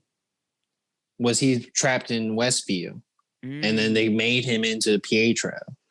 Got you. That's a good call. And so, like, does he come out of that being Pietro, having been something else? So I just don't know. I don't see Pietro sticking around. I don't know. That's a very good call. That's something we're gonna have to see. If I had to bet, right now I'm saying 60% Evan Peters does not come back as Pietro for the MCU. 40% he does. I mean, I'd even be willing to talk about a bet that he doesn't even get past this week's episode. Yeah, that's I'm raising it up to 75. Yeah, I mean, like I feel like he's gonna have an arc this time, but you know, I just don't see with how much we have left where he fits in. Like, what we're on 5, so we got 6, 7, 8, 9. We only got 3 left. Exactly. 6, 7, 8, 4 left. 4 left. Yeah. But not counting this week is 3. So, I'm right there with you. But yeah, no, I'm excited to see what happens this week. Like I said, I don't think he sticks around. I'm 100% on board with Mephisto, some other magician controlling this, because this episode made it very distinct. And I love when Vision was like, no, and stepped to her, and they were both floating. And that's when it got real. And Wanda was like, okay, wait. And that's why it could be even more so that Vision's a thing of her subconscious, because she's battling her subconscious to break free out of this. Yeah, I'm on the train that Vision is subconscious. Yeah. That's where I'm Something at. Like that. Because it makes sense. Because if it was anybody else, or if he was real, she could have brain controlled him and stopped him from doing that. Like, why is Vision able to move autonomously? Because he's a part of her. Yeah. So, all right. Well, that's about all I got on WandaVision. Same. Get talking on Malcolm and Marie. Yo, bro. I got a lot of things to say about this fucking movie. Did you like it, first off? I thought it was a really well done movie, but it's very hard to watch. I thought it was really well done, and I liked it about the same as Marriage Story, because even though Marriage Story might have had a better through line, I related to this one more. I related to the language more. I related to the topics of conversation. I related more to how the relationship went, whereas Marriage Story felt very pretentious. This was pretentious as well, but it was relatable more to this generation. But they went in on the pretentiousness. Exactly. Where Zendaya's character goes in on how pretentious John David Washington's character is. Whereas Adam Driver and Scarlett Johansson are oblivious of it, and they're part of the problem that Zendaya and them are arguing about right now, honestly. But first thing I gotta say, Schubert, if we ever win an Oscar and we partying, me, you, and our lady friends, and I go back to my house and I didn't eat dinner, and Kirsten, after I win an Oscar or after I have a big movie premiere, makes me Kraft mac and cheese, I gotta leave her. She already know. I gotta leave her. That was disrespectful. That was so disrespectful. I don't feel like that's disrespectful. I feel like you just have a very high bar set because, you have a girlfriend who cooks. I do. Not saying that I don't. I'm just saying. My girlfriend be killing in the Kraft mac and cheese. We can't assume that Zendaya knows how to make things. It's Kraft mac and cheese, though, Shuby. Give me a pizza. Give me some pizza rolls before that. Kraft mac and cheese. That's because that's all he had. That's all he had. My guy should have called Grubhub. I loved where he's eating it or whatever, and she's like, "Oh, so no, you don't. You're gonna eat the mac and cheese that I made you, and then you're gonna come back and say shit to me." It's like, oh, I'm gonna say this to Marie. Oh, this mac and cheese is so cheesy and yummy. Or that had me laughing for sure. The first argument. Let's rank these. Let's give scores. First argument: Zendaya 1, John David Washington big 0. How could you not thank her in the that was bad. Yo, if I did that. I don't know if she would forgive me until the next movie. That was really bad. And his arguments for it made 0 sense. I was just sitting there like, is he really saying all of this? I'm like, bro, how could you not thank your girl? Anything? And you were thinking, and then when she was like, you thanked your 3rd grade teacher, you thanked everybody, but you forgot about me. Yeah, that was played out. John David. This is bad. 1-0 Zendaya. 1-0 Zendaya. That's how I'm scoring it right now. The next one, I believe, is when John David was like, I'm trying to enjoy my night and you're just trying to ruin it for me. blah blah blah. And is that when they start talking about is that the tub scene where he's like, I'm gonna break you? Because they argue and then she comes back and yells at him about the mac and cheese thing. Yeah, well, that's part of the 1-0 Zendaya. And then I feel like they take the break and then she gets lost. They make out, she gets lost, and she pissed outside and all that. And then they have the break like a twig conversation. And then she comes in on him about something. I don't remember what it was. Maybe it was part of the stuff with the thing. And he goes outside and starts like, rah, starts like kicking and shit like that. And then he sees her in the window. And then he gets in. And that was when I had to pause it the first time because like he was saying some shit and I was just like, ooh. That's where I go 1-1 John David Washington. He said some shit. I was like, oh, bro, she cheated on him? And you got the nerve to say that this character, you got the nerve to say that that's what made me mad. When she was saying that he was a hack and she was saying all that, I was like, whoa, you gonna call me a hack? You stole the movie from her. And when he was like, nah, I slept with Kiki.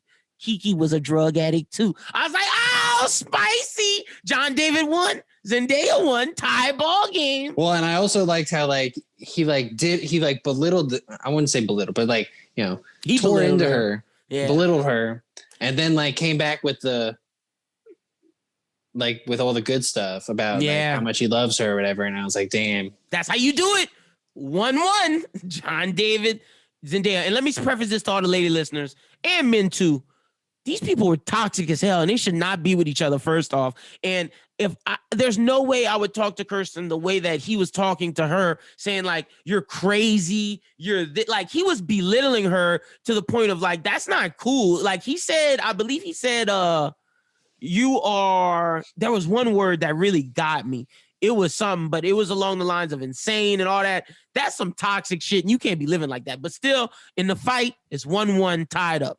So the next one is the tub. Yeah, that's where you right, where he hits her with the sentimental shit after he tried to break her.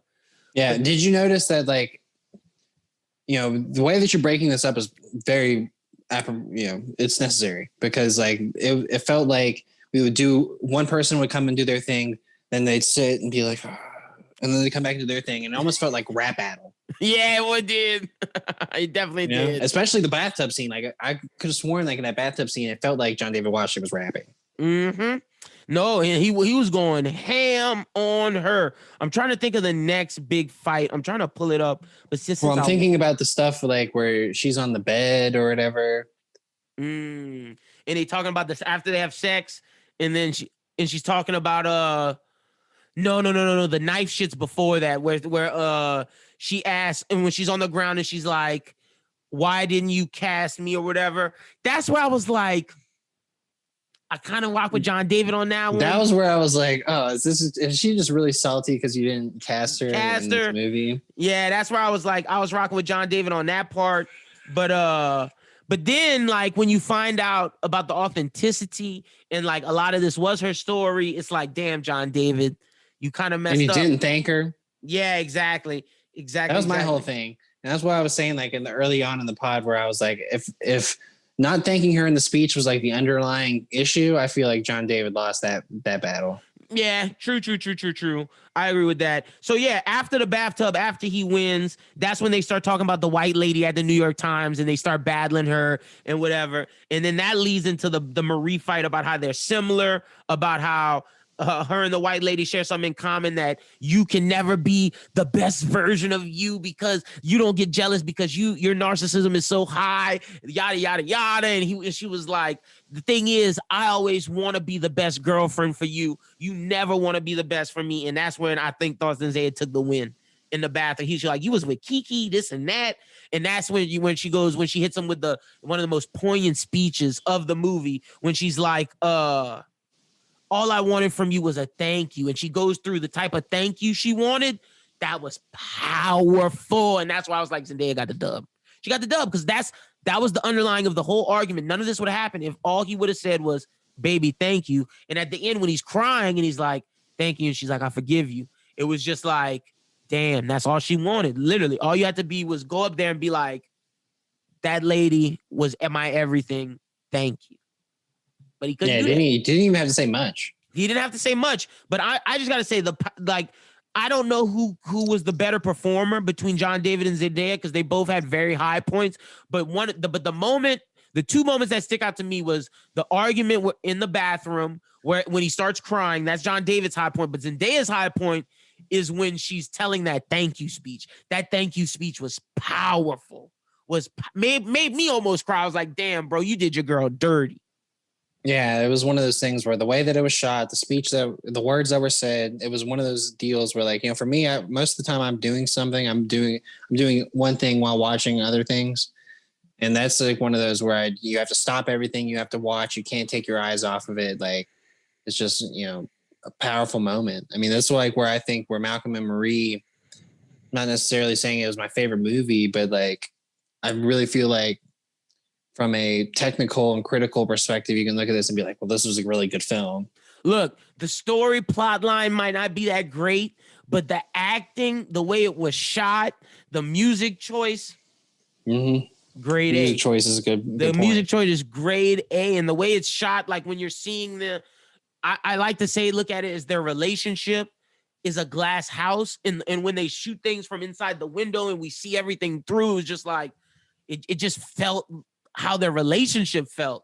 And like, man, it was crazy finding out all the stuff. She cheated on him with his best friend and all his people, and like, yo, it was just. And he had to pick her up from something like that or whatever. And like, she almost killed herself and like multiple times, and like I wanted to see rehab this movie and everything. Yeah, his movie sounded crazy. Because I mean, if it was anything like this chick's life, plus like the addition of like the Kiki and these other chicks. Yep. Whatever. And he's like, you want to know where I got that walk from? I got that walk from my other girlfriend. That was awesome. Like, ooh. And you could tell that Sam Levinson from this and Euphoria really ties onto his past life as being an addict really strongly, but also as being someone who's critically successful. You can tell his take on blockbusters through the way they talked about the Lego movie. I thought that was very interesting. Yes. The Lego movie stuff was great. Also loved how they discussed making everything Black people make politicized, because I was agreeing with John David. Like, just because I make a sci-fi movie and I may have like some things about government in there, that doesn't mean I'm talking about an allegory to Black America life. Like, I'm just telling a story. Like, I thought that was great. I also thought the idea of critics also always trying to dissect everything without worrying about the idea and the message of the movie. I thought that was very powerful, because they're always worrying about how did this happen, instead of asking why did you think this way, or why did you think that way? Instead of being honest and true to the art, you're more concerned with clickbaits. I thought that was very what poignant. I found very interesting for myself, and I think it's the same for you, where like some people I've talked to, they didn't really enjoy aspects of the movie, which that makes sense. But I like that. But like the stuff about film and way film is viewed and the way Black people are viewed in filmmaking, like, the way that he was being compared is like the next Spike Lee or blah, blah. And he's like, well, I want to be the next, dude who, and you know how I feel about that as well, because I always talk about how I want to be like Quentin Tarantino. I don't want. Yes, I love Spike Lee films, but to say that if we were making films, to call me the next Spike, that wouldn't be my inspirations. That's not something you would compare it to. Like, we always talk also about, like, in terms of podcasting too, because like Spike Lee, the great director ever. I mean, like, I feel like there's tons of directors a limit on him. It's putting a limit on Black people's creative. Like, that would be like saying, oh, you're the next Charlemagne the God. No, bro. I want to be like Bill Simmons. You know what I mean? Like, you shouldn't put a cap on us based upon our race. I thought that was amazing. I thought like the way he talked about film criticism is amazing, because I like to applaud our show and the way we review things, because we actually look at the story and the ideas and like in the message behind everything. Like the thank you, was the hinge that he was looking for. And that's what was important about this film, about never losing sight of who you love and always making sure you follow your person's love language and try to do your best to make sure they know that you love them and that they feel loved. And I think that was what Zendaya was trying to get across, that John David didn't show her that she was loved and was cared about. And that the reason why she said she wishes he was jealous of her, because that would show her that, yo, you actually do love me because you don't want another man to be with me. And I think that was like a real underlying message of showing the people you love them, and showing the people you care about them when you do, and not hiding it or burying yourself into other things. They had a lot of powerful shit in this movie. Like I said, the story, the front to back story of how we get to where we get, that might not have been the best, but the messages and the philosophies and the relationship talk and the acting was great. Yeah, the only thing that I was like, are we sure that you could say these kinds of things to a significant other and then have it not blow up? You get dumped.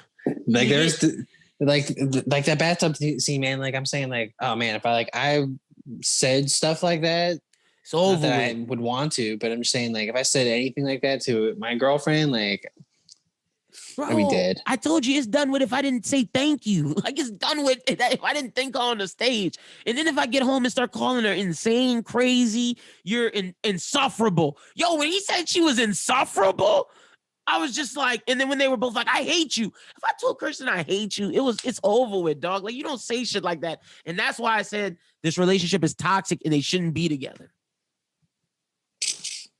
Yeah, but I mean, and what's also even more toxic is that Zendaya was about to go to sleep with all that.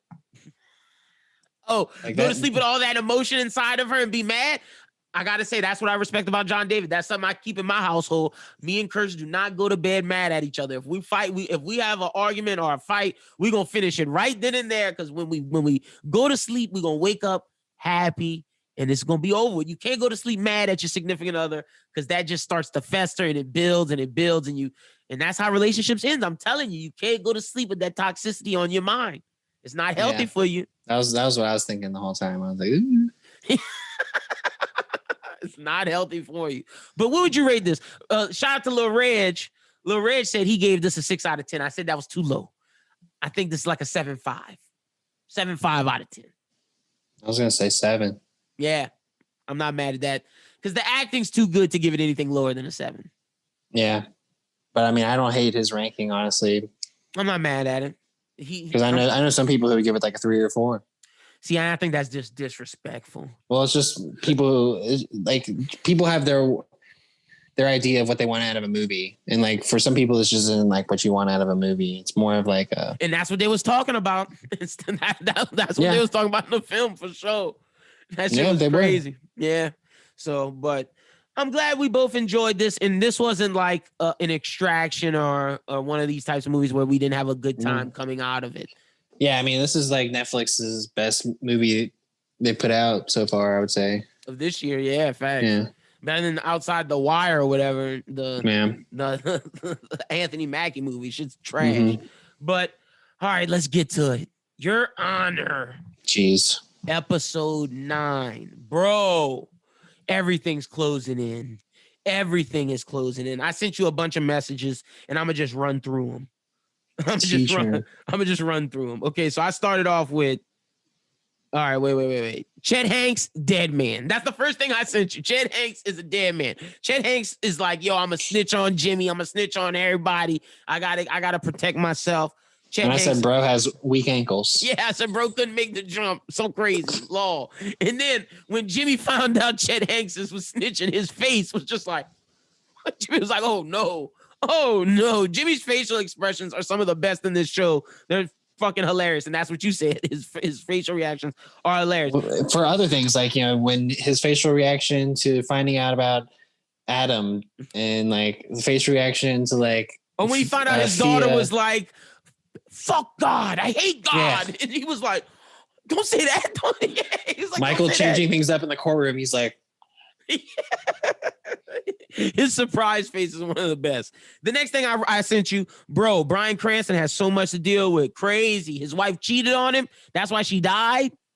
Nuts. And then he has to go. I mean, like this episode more so than any other ones was the one where I'm like, okay, well, this shit is tying back to her death. Like, you know, there's something that happened with the Desire Crew. And this Rudy character that comes up in this episode, I feel like he has something to do with that. He might, because why did Lee look at him so crazy when she saw his picture? Or someone when they saw his picture looked at him crazy, like it tied to something they knew. And we always said, what's up with that black Chevrolet? That's coming next episode. I feel it. There's no loose next ends. episode is the finale. Yeah. Exactly. And then the next thing, he has to go meet with Jimmy and the Scottish man to discuss what they're gonna do with Chet Hanks. He's like, don't worry, I got a plan. And then the next thing I got is, oh shit, the cop might have snitched on Adam being the killer. When the cop friend of Michael Desiato tells him, tells Jimmy, yo, you better stop following Michael and Adam. And Jimmy's like, Adam? I know not.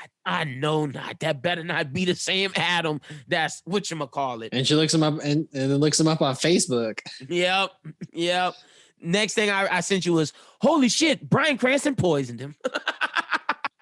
He did, dude. Well, he didn't poison him. He drugged him. He made him overdose. Yeah. Yeah, bro. Bryan Cranston. It was wild. I was wondering for a second when his ass was telling Jimmy that he's going to go to recess. And he's like, no, we're going to have him. We're going to have him come out right now. See, when he said that, I thought that he had figured out that they didn't know about whatchamacallit. Adam. Yeah, I feel like he didn't know about the Adam situation in Kofi. But then in the back of my mind, I was like, but that doesn't help you. Even if you put Carlo away, you still dying. So at that point, I was like, is Michael sacrificing himself so his son could live? I didn't know which way he was going with it. But then when you find out, when Chet Hanks just drinking that water, and his face just slowly changes, I was like, he just drugged him. And it wasn't with Chet Hanks' normal type of drugs. It was some random pills that Michael had in his house. That could have been that dog medicine. Chet Hanks is dead, bro. Might have been. It really might have been. Yeah. Well, he was going to be dead anyway. Yeah, that's a fact. He was dying no matter what. But this just turned Michael Desiato from someone trying to protect his son to now a cold-blooded killer. And does he deserve it? That's the question. Adam Desiato, he had a big part of this episode dealing with Franny, the teacher. She's jealous of what's going on with Fia. Rightly so, though, because he confided in her in his darkest hour, and she decided that she was going to pick up everything and be with him, and then he just dumps her for the guy that he murdered sister. It's all kind of a messed up situation where I feel like when the teacher went to the coffee shop and was like, oh, you're Rocco's sister, and just kept looking at Adam like, you dirty motherfucker, you sleeping with the girl who you killed. You a dirty dog. But I'm glad she was looking like him like that, because that's been us this whole time. Bro, you suck. I hope Jimmy find out that Adam killed him when he goes meet with him. And I know we jumped the gun a little bit, but I hope that happens. But also something else. The lady cop, she figuring out all this shit. Because in the courtroom, Jimmy, I don't know why Jimmy was like, yeah, bitch. Yeah, he dead. Got him. And then she's like, wait, Michael, Jimmy, Michael. Everybody's like, right now. They gonna kill Eugene. I feel so bad for that little black kid. They gonna kill his ass. Desire gonna kill him. For what? Messing around with Lee. For what? Messing around with Lee, telling Lee all that shit. He snitching. He was asking all them questions, and you could tell that Lil Mo and Big Mo was like, why are you asking all these questions, Brody? What's up with you, man? And so I don't know. I just don't like. I just don't want to see Eugene die, and they gonna kill him. I see that coming a mile away. And then Lee figures out that Kofi wasn't at the. There was no way Kofi could have killed him. Yeah, Lee, stop. You just don't know. At this point, all the walls are closing in. So we got the teacher wall, we got the Lee wall, we got the cop wall, and then we still got the Jimmy wall. But it gets worse. So I sent you Lee will figure out Kofi, blah, blah, blah. I said, oh shit. The next thing I sent you, oh shit, the teacher told Charlie. Charlie was like, wait, what? Shit. That was oh shit. This is not good. Charlie was dumbfounded. Well, yeah, Charlie thought he was going in to strong arm the teacher, be like, yeah, bitch, you just go do what you gotta do, be quiet. And she thought that Adam turned himself into jail. Yes. That tells me she might snitch on him still. maybe. Well, yeah. I mean, I feel like that's where she was going with it. When she was like, "Well, what about Adam?" I was like, and Charlie's like, "Don't worry about that. That's my godson. I got him." And she was like, "That's good, but will he survive?" And he was like, "Survive? What you talking about?" Charlie gonna beat Bryan Cranston ass next episode because he's implicated in all this shit. That's what. And then it's like that's why I said if it's going down, everybody's going to jail. Everybody. The cops. The judges. Well, maybe not. Charlie. Maybe not the one lady cop. What's her name? Oh yeah, not the pro lady cop. Lee not going to jail, but the lady who Costello. figured out, because Nancy Costello. She not going to jail, but that fat dude who was in the prison when Jimmy looked at him to go get Chet Hanks, he going to jail, and then Rudy going to jail. Whoever Rudy is, yeah, still man, crazy. No, we know he's the cop. Rudy? Yeah, Rudy's that cop that Charlie gave the instructions to that told Lil Mo to go steal the car. That's Rudy. Oh. Yep. That's why Charlie going to jail, Rudy going to jail, Desire going to jail, everybody going to jail. Crazy, we found out that the mama of Baxter set up the entire OPP meet for Kofi to die. It wasn't even Jimmy, it was Gina, the mama. Yeah. No. She going to jail too. Yeah, when all that came out, I was like, ooh, I want him to get on the stand just because I wanted to get Gina. Yeah, I didn't like that lady either. Oh, man, all the walls are closing in. And then the girlfriend, the Baxter girl, Jimmy was like, look, call Adam over here now. My question is, has the asthma pump thing come back yet? Because what happened with there's no way that Jimmy doesn't realize, because I don't think Jimmy thinks the judge, like he thinks the judge killed him, but I feel like now he's figuring out, wait, the judge did not kill my son. It was Adam. Yeah. And I feel like he gonna know by the end of the conversation. Probably so. I was doing a little bit of digging into the next episode, and you want to know who directed the next episode? Who? Bryan Cranston. Oh, the only episode he directed. Good for Bryan. Yeah. Tim Wadley. Love to see old Tim Wadley winning. Can never forget he was a Seinfeld dude. Never forget it. I'm trying to think of what's up with the grandmother, because she got some loose ends in this too. Well, she's supposedly supposed to reveal to Adam that his mom cheated. Which I don't know how he's going to take. I figure like that's going to tie back into Desire, like you're saying. It has to.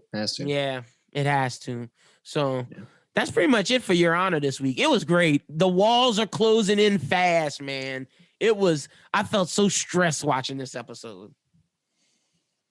Not as stressed as I felt watching Malcolm and Marie, but I was still pretty stressed. No. This had me stressed. Malcolm and Marie was a different type of stress. This was like, oh, everybody about to go to jail. Crazy. This was like every moment going through it is like, well, what is Michael going to do next? And then like, as Michael's doing all of this stuff to try and like avoid everything, Adam's doing everything the opposite way. Yep. Trying to like fuck everything up. I'm like, oh my God, this guy. But and like when Fia was like, oh, I love him. I'm like, no. Oh yeah. And Jimmy was like, no. How much do you love him? Yeah, how much? Oh man. But this shows we got one more episode left, but that's okay because as soon as February ends, once we get to March, we got Falcon Winter Soldier, and we're going to be reviewing Invincible week to week, the Amazon show. So I'm excited for both of those. I just think it's going to just keep getting better as the month continues. Yeah, we definitely got a lot of good stuff coming in this year.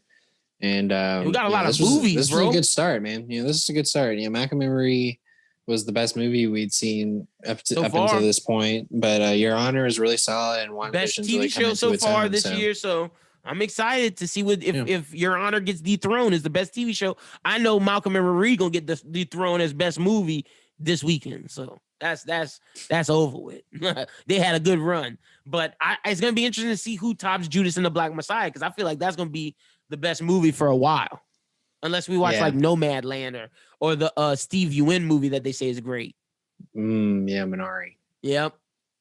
But also we're going to get the Green Knight with Dev Patel. That's going to be great. Like we got a lot of stuff coming. Suicide Squad, man. Yeah, Suicide Squad is probably going to overtake Judas and the Black Messiah, unless like Judas and the Black Messiah is like just really like a great fucking movie. But I'm excited to see that, and we'll be reviewing that next week. But Shuby, that's all we got this week, brother. Yeah, so I hope everyone is enjoying everything that we're putting out on the network right now. You know, we talked about The Godfather in this episode where we had a Godfather run it back recently, and we're looking to do our next run it back. We have Hulk coming out this week. I can say what was the results. Yeah, let's give the results live on air.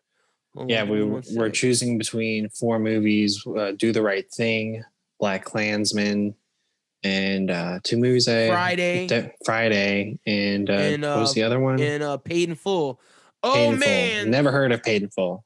Oh, Paid in Full is great. So I voted for Paid in Full. Oh, you did? Okay. As of now, it is tied between Black Klansman and Friday. We're going to have until the end of tomorrow, 33% between Friday and Black Klansman. Y'all still have time to go vote by the time you guys hear this, because this is going to be out first thing in the morning. Go vote, please, so we can know which one's going to be choosing. But Brooklyn will be joining us on the next Run It Back because it's Black History Month. Well, since Brooklyn's on there, I kind of want it to be Friday. I know, yeah. We had to add another we had to add another black face on there, another black voice to help us talk, about this. And we just wanted to showcase the reason why we're saying we're doing this for Black History Month. Not that we won't review black films any other time throughout the year, but no, we always have a mixture of a black film with right director. We always have a mixture of all types. This is the first time we've had strictly a black film with black actors and black directors. So we're just trying to highlight the great talents of the which is personally like why I was leaning on voting Do the Right Thing, because I've never seen it before. And same with Paid in Full. I've never heard of Paid in Full. So it's just like there are movies that all those movies are directed by black people too.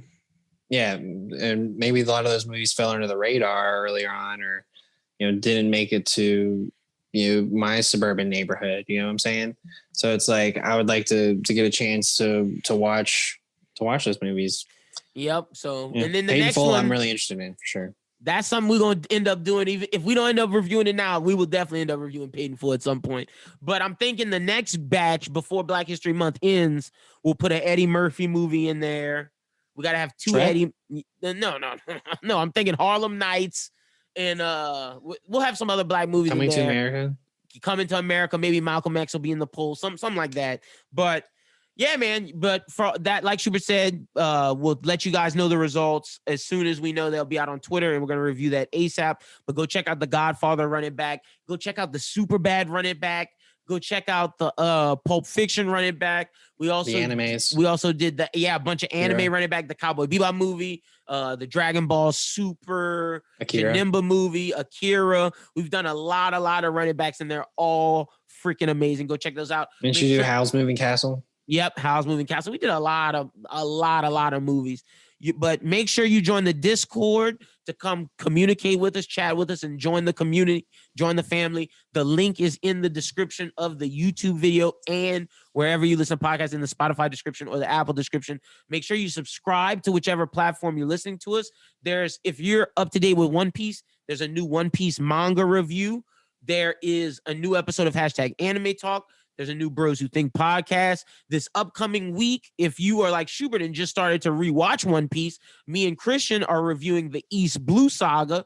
The first that is the Buggy, the Don Krieg. That's basically the acquisition of Zoro, Nami, Sanji, and Usopp. We're reviewing that. So it's before Chopper. Before Chopper. Yep, we're just reviewing everything before Chopper, and that'll be out on Monday as well.